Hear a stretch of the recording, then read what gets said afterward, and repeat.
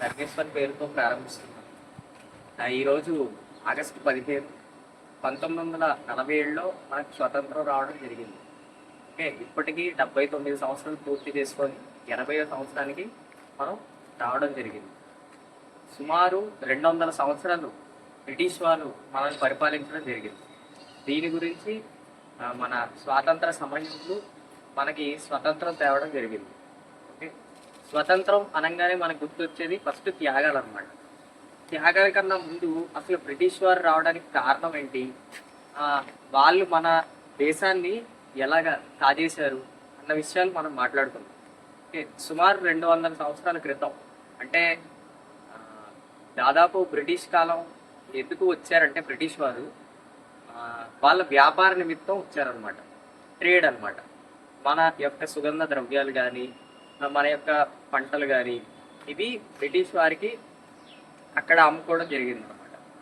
వాళ్ళ స్వలాభం కోసం వాళ్ళు రావడం జరిగింది. ఓకే, బ్రిటిష్ వాళ్ళు అట్లా వచ్చి మెల్లగా రాజకీయాల్లోకి జోక్యం చేసుకోవడం జరిగింది. ఏంటంటే అప్పుడు ఇండియా అనేది కలిసి ఉండేది కాదనమాట. ఒక రాజ్యానికి అంటే ఇంకో రాజ్యం పడేది కాదు. సుమారు 565 ప్రిన్స్లీ స్టేట్స్ అంటారు. ఓకే, అన్ని దేశాలుగా ఉండేది అనమాట. అట్లాంటి పక్క రాజ్యానికి ఈ రాజ్యానికి గొడవలు పెట్టి డివైడ్ అండ్ రూల్ పాలసీని వాళ్ళు తీసుకురావడం జరిగింది. విభజించు పాలించు. ఓకే, అట్లాగా బ్రిటిష్ వారు వాళ్ళకి గొడవలు పెట్టి తగాదాలు పెట్టి వాళ్ళ రాజ్యాల్ని మెల్లగా స్థాపించి వాళ్ళ కంట్రోల్లోకి మన దేశాన్ని తీసుకోవడం జరిగింది. ఆ తర్వాత వాళ్ళ దగ్గర వాళ్ళు చేసింది ఏంటంటే డివైడ్ అండ్ రూల్ పాలసీ చేశారు. అట్లానే ఆర్థిక దోపిడీ బాగా చేశారు అనమాట. ప్రపంచ జీడిపిలో మన ఇండియా యొక్క జీడిపి పర్సంటేజ్ 24 ఉండేది. కానీ వాళ్ళు వెళ్ళిపోతూ ఆ జీడిపి పర్సంటేజ్ని 3% చేసేయడం జరిగింది. అటువంటి లాస్ని మన దేశానికి వారు చేయడం జరిగింది. అట్లానే అసలు స్వాతంత్రం రావడానికి మెయిన్ కారణాలు ఏంటో చూద్దాం. దీన్ని 5 పార్ట్స్గా నేను చెప్పడం జరుగుతుంది.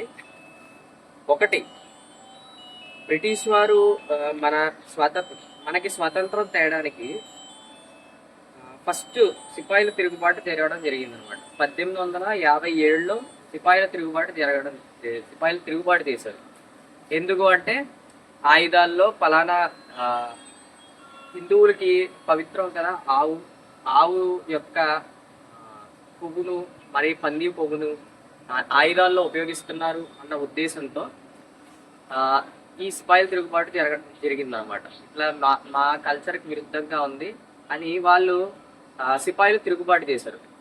అట్లానే బ్రిటిష్ వారు చేస్తున్న దౌర్జన్యాలు, కొత్త రూల్స్, అట్లానే ఇష్టానుసారంగా పన్నులు వేసేయడం, ఇవన్నీ నచ్చగా సిపాయిలు అందరూ తిరుగుబాటు చేశారు. అదే మొదటి సిపాయిల తిరుగుబాటు అని అంటాం. బీజం అక్కడ పడింది అనమాట. యాక్చువల్గా వాళ్ళు వచ్చింది ఏంటి, ఈస్ట్ ఇండియా కంపెనీ ద్వారా అట్లా వచ్చారు. సిపాయిల తిరుగుబాటు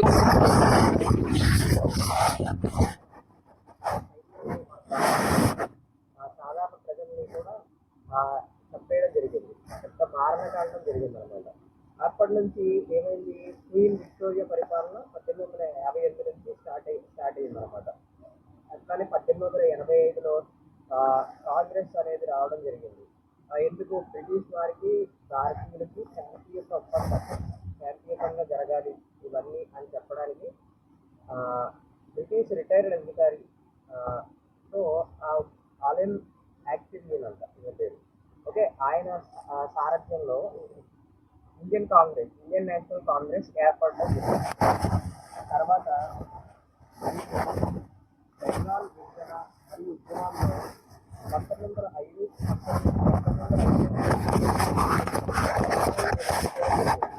హిందూ ముస్లింల మధ్య చిచ్చు పెట్టడం, దీనికి వ్యతిరేకంగా దేశవ్యాప్తంగా కూడా అక్కడ స్టార్ట్ అయింది అనమాట. మన స్వాతంత్ర సమయంలో ఎవరైతే లాలా లజపత్ రాయ్, బాల గంగాధర్ తిలక్, ఎంపీలు చంద్రబాబు లాంటి నాయకులు వీళ్ళు ముందుండి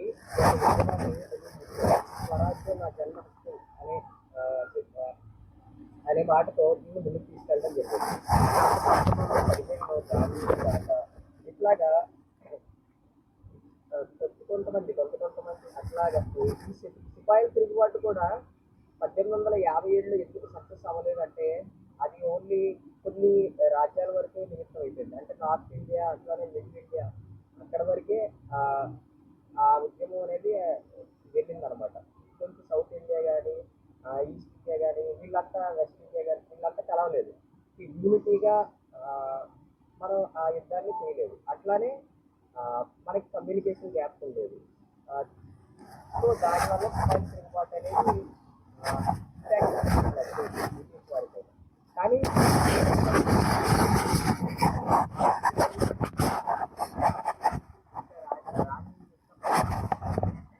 అప్పుడు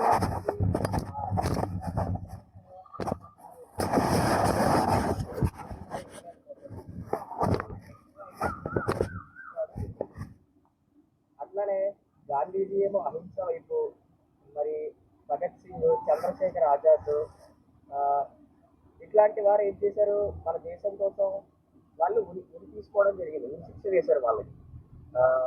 అట్లానే అహింస వైపు ఉన్న వాళ్ళు గాంధీజీ వైపు, అట్లానే హింసాపరంగా వెళ్ళే వాళ్ళు భగత్ సింగ్ అని, సుభాష్ చంద్రబోస్ అని ఇట్లాంటి లీడర్స్ యొక్క ఇన్స్పిరేషన్ తో వాళ్ళు మన కోసం చేసిన త్యాగాలు యువతలో ఒక ఇన్స్పిరేషన్ మన దేశాన్ని భరించేలా చేయడం వల్ల మనకు 1942లో క్విట్ ఇండియా ఉద్యమం కూడా జరగడం జరిగింది. అప్పుడు బ్రిటిష్ వారు భారత్ వదిలి వెళ్ళడం జరిగిందన్నమాట. ఎందుకంటే ఇన్ని మార్చడం అనేది మనం ముందు మాట్లాడడం డూ ఆర్ డై అనే గాంధీజీ ఇవ్వడం జరిగింది. అప్పుడు సుభాష్ చంద్రబోస్ జపాన్ జర్మనీల సహాయంతో ఇండియన్ నేషనల్ ఆర్మీని ఏర్పాటు చేసి బ్రిటిష్ సైన్యంపై యుద్ధం ప్రకటించారు. 1946లో ఇండియన్ నేవీ కూడా తిరుగుబాటు చేయడం, ఇంకా 1947లో మనకి మనకి అక్కడ 14 ఆగస్టు పాకిస్తాన్కి 15వ తారీఖున మనకి స్వాతంత్రం రావడం జరిగింది. యాక్చువల్గా మనకి ఇక్కడ చాలా ఆస్తి నష్టం అనేది జరిగింది. ఓకే, లాస్ట్గా నేను చెప్పేది ఏంటంటే మనకి ప్రాణ నష్టం ఎట్లా జరిగిందంటే 1876, 1878లో మన యొక్క వనరులు అనేవి బ్రిటిష్ వారు తీసుకెళ్ళిపోవడం వల్ల సుమారు 55 లక్షల మంది చనిపోయారు కరువులు రావడం వల్ల. 1899, 1900 మధ్యలో కరువు 10 లక్షల నుంచి 40 లక్షల మంది ప్రాణాలు కోల్పోయారు. బెంగాల్లో కరువు రావడం వల్ల 40 లక్షల మంది. 1918లో స్పానిష్ ఫ్లూ అనే రోగం రావడం వల్ల 1.5 పైగా భారతీయులు చనిపోవడం జరిగింది. అప్పట్లో బ్రిటిష్ వారి వైద్య సేవలు కూడా సరిగ్గా అందించలేదు.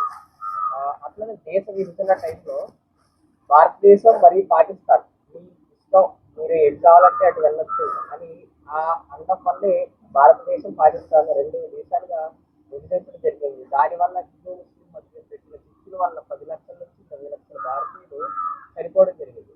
ఓకే, లాస్ట్కి చెప్పొచ్చేది ఏంటంటే ఇంత ప్రారంభం, ఇంత ఆస్తి నష్టం వచ్చింది కదా, అప్పుడున్న పరిస్థితులు వాళ్ళు యూనిటీగా లేకపోవడం, కుల మతాలు గొడవలు, ఇట్లా చిక్కులు పెట్టుకోవడం, ఇట్లా ఉండడం వల్ల ఇంకా అప్పటికీ డెవలప్ అవ్వలేదు మనకి. అప్పుడు విశ్వగురువులాగా ఉంది, ఇప్పుడు ఇంకా డెవలపింగ్ అవుతుంది. ఎందుకంటే ఇట్లాంటి గొడవలు, ఇట్లాంటి మత సామరస్యంగా పెట్టుకోకుండా ఇట్లా గొడవలు పడడం వల్లే ఇప్పటికీ మనకి డెమోక్రసీ కలిగిన కంట్రీగా మన దేశం అనేది ఉంటుంది. అంటే ఎక్కడో గుర్తుగా యూనిటీ అనేది ఉండడం జరుగుతుంది. ఆ యూనిటీని ఇంకా బలోపేతం చేసుకొని భారత్ని మళ్ళీ తిరిగి విశ్వగురు పొజిషన్కి రావాలని కోరుకుంటూ నా చిన్న ప్రసంగాన్ని